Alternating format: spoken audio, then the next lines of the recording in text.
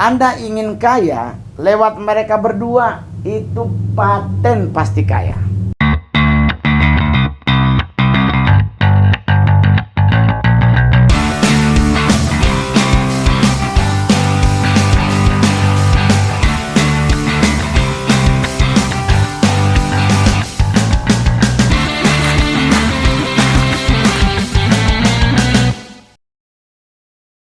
Oke teman-teman, ketemu lagi dengan Mongol di Mongol Stress Channel dan di Dark World Investigation.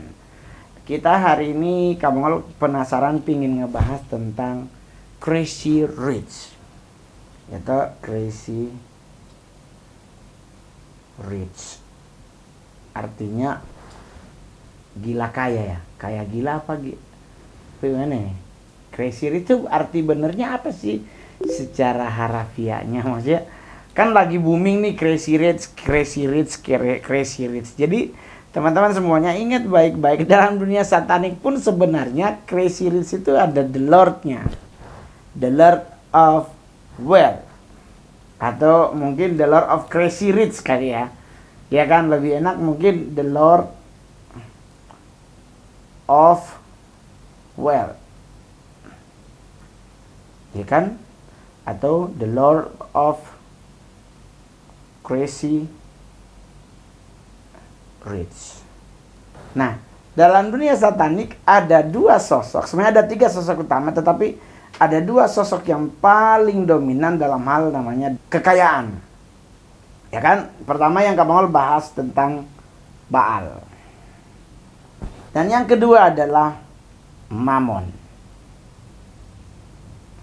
Baal dan Mammon adalah dua the dark angel yang memegang kunci kekayaan.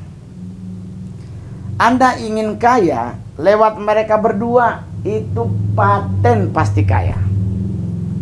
Anda minta kekayaan sama siapa? Sama Blorong, ya Anda pasti akan kaya. Tetapi ingat baik-baik teman-teman, kekayaan yang diberikan oleh urban legend atau territory spirit itu hanya kurang lebih 2 sampai 15 sampai 10% dari permintaan Anda yang dikabulkan, ya kan? Jadi seandainya Anda minta 15M, ya kan, ini permintaan, ya kan? Kalau territory spirit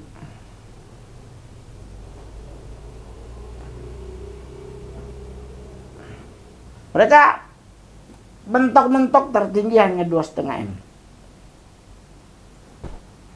Itu pun dengan, tunggu, kamu harus pakai kacamata. Itu pun dengan udah cuma ngasih 2M, ada term and condition. Term and conditionnya buat teman-teman perlu ketahui, untuk yang namanya urban legend atau territory spirit itu berat banget, karena ada sampai permintaan nyawa and blood. Dia minta nyawa, nyawa siapa? Dia minta blood, blood Anda. Jadi buat Anda yang suka melakukan permintaan kekayaan kepada orang-orang tertentu, kepada sosok-sosok tertentu, ingat baik-baik, dia pasti akan meminta nyawa. Berarti nyawa Anda atau nyawa keluarga Anda yang paling terdekat. Baru dia akan meminta blood. Blood itu otomatis akan nyembet sampai ke keturunan ketiga. Jadi teman-teman kalau ingin punya kekayaan gitu, terus nanti kakek lu akan ngejanjiin akan memberikan satu keturunannya menjadi apa ya? Menjadi upeti buat territory spirit atau kepada urban legend, kepada roro relu nenek moyang atau roro yang nggak benar, dia akan minta nyawa dan minta darah. Jadi jangan kaget kalau ternyata keponakan Anda atau adik Anda akhirnya kena hal-hal yang di luar batas kewajaran. Tetapi kalau Anda minta kepada dua sosok ini sebagai the Lord of Riches, rich ya, the Lord of Riches itu artinya apa ya? Kaya. Riches itu bukannya apa? Snack. Oh, ricis ya, ricis ya. Jadi teman-teman, kalau minta kekayaan kepada mereka berdua, mereka tidak pernah meminta apa-apa. Only your soul, not your spirit. Jadi kepada dua sosok ini, mereka berdua adalah sosok yang selalu identik dengan kekayaan. Baal terkenal dengan the lesser key of Solomon. Baal sebagai the Lord of money. Semua berhubungan tentang kekayaan. Jadi buat teman-teman, jadi kamu mereka yang crazy rich sekarang itu berarti nyembah Baal dan Mamon ya? Oh, enggak juga teman-teman. Mereka yang melakukan tindakan di luar batas normal, yang melakukan penyembahan kepada dua sosok ini, memiliki ciri-ciri tertentu teman-teman. Ya, memiliki ciri-ciri yang bisa terlihat dengan mata Anda tanpa harus pakai berdoa atau tutup mata. No. Anda akan melihat aksesoris tertentu yang mereka gunakan. Karena menggunakan aksesoris tersebut sebagai apa namanya ya? Kalau bahasa sataniknya kayak semacam transmitter buat kita yang menjadi penganut dari Baalism atau Mamonism. Baru orang tanya, gimana sih Kak Mongol? Pasti mereka akan menggunakan aksesoris dengan posisi salib terbalik. Di tengah ada bulatan dan ini ada stone. Ada bukan stone ya, bukan batu biasa, tetapi mereka menggunakan gemstone seperti ruby, diamond, and sapphire, khususnya yang blue. Jadi mereka akan menggunakan 3 gemstone ini sebagai aksesoris utama untuk mereka yang menjadikan Baal dan Mamon sebagai bagian dari hidup mereka. Jadi teman-teman kalau ngeliatin ada orang pakai salib yang harusnya di atas, tetapi mereka jadiin ke bawah begini, terus di sini gantungannya gitu kan. Kalau salib normal kan begini, gitu. Nah, buat orang-orang tertentu kan mereka sudah tidak menggunakan relief Tuhan Yesus di salibnya. Tapi buat orang-orang yang terlibat dalam dunia Mamonism ataupun dalam dunia Baalism, mereka pasti menggunakan salibnya terbalik. Di tengah sini ada gemstone. Yep.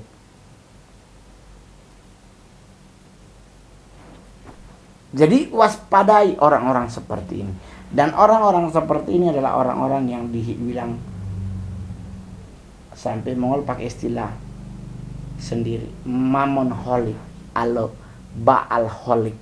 Mereka sangat mencintai Baal, tetapi mereka lupa bahwa Baal memang Baal tidak pernah minta sapi, Baal tidak minta separuh kekayaanmu buat siapa. No. Anda di saat melakukan perjanjian secara sah dengan Baal, dengan sosok Baal, maka Anda sudah menggadaikan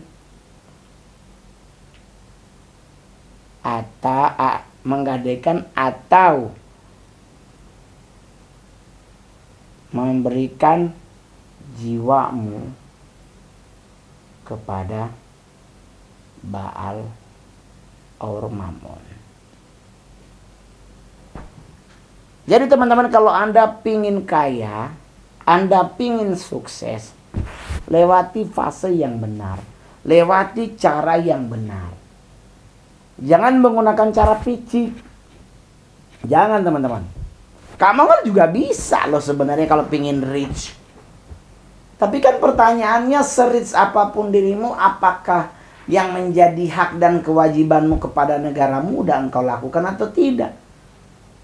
Anda kaya, oke, pajaknya bagaimana? Pelaporannya udah bener. Atau ada yang disumputin. Kalau kamu orang lain, tapi kan kamu juga crazy rich kan, suka pamer-pamer perhiasan. Teman-teman, kau udah pernah nonton kan konten Kamongol atau Kamongol stand up bahwa tidak semua yang berwarna emas itu, tidak semua yang berwarna kuning itu emas. Ya itu kan hanya gimmick. Tetapi buat teman-teman yang crazy rich, beli benda dengan seperti nggak ada rasa bersalah, wow. Dan ada cuman bilang, wow, it's a very cheap, no expensive lah. Coy, ayolah, hukum agama manapun itu kan dibilang termasuk bagian dari riya. Kalau kita dari agama Kristen dibilang kesombongan. Dan ingat, awal manusia jatuh karena sombong dan iri hati. Jadi teman-teman, kalau mau pingin sukses, ngapain sih nyembah Baal? Ngapain minta sama Baal? Ngapain minta sama Mammon? Datengin orang tuamu, minta doanya aja, udah cukup. Jadi kalau Anda pingin sukses, ya udah minta doa sama mereka, orang tuamu, ayah atau ibu, kalaupun nggak ada tantemu. Ya kan? Terus apa yang kedua? Dirimu persiapkan, mampu nggak? Ya kan? Punya kapasitas dan kapabilitas nggak? Gila ya, bahasanya udah mulai tinggi ya. Dan yang paling pentingnya adalah penyertaan Tuhan itu nggak akan pernah hilang dari hidupmu selama engkau mempercayai Tuhanmu. Jadi teman-teman, kalau Anda ingin kaya, kalau ingin kaya lewat Baal dan Mammon,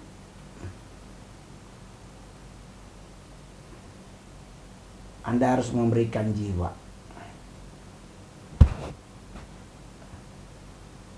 Berarti otomatis Anda hidup seperti orang yang tidak punya jiwa. Apa enaknya, bro?